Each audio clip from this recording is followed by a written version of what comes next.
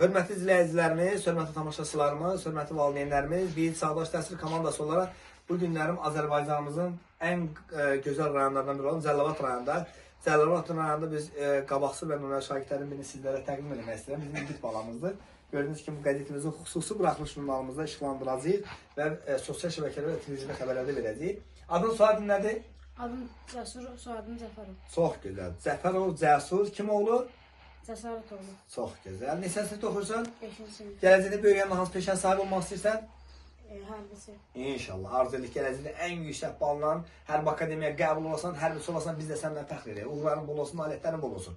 İlgit balamız, məktəbdə ən çox sevdiyin müəllimlər kimlərdir? Aygün müəllim, Cəmşir müəllim, Ərzan müəllim. Demək ki, bütün müəllimlər. Səni təbrik edirəm. Uğurların bol olsun.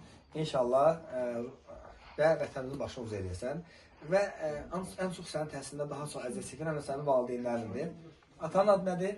Cəsarət. Cəsarət bildiyimizə görə, yəni təbii fəlakət məsələsində vəfat edibdir. Allah rəhmət eləsin, torpağı nurla dolsun və o gün olsun ki, inşallah sən atanın başını uzaq elə. Ruhu qarşısında inşallah o qədər yüksəkdə olasan ki, onun ruhu da şad olsun. Ananın adı nədir? Rəhmə. Kim?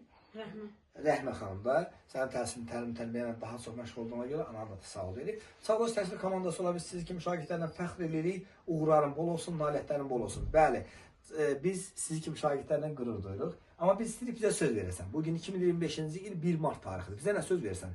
Gələcəkdə vətənimizin başını uzaq etməyə, bayramımızın yüksəkləri qaldırmağa söz verirsən mi?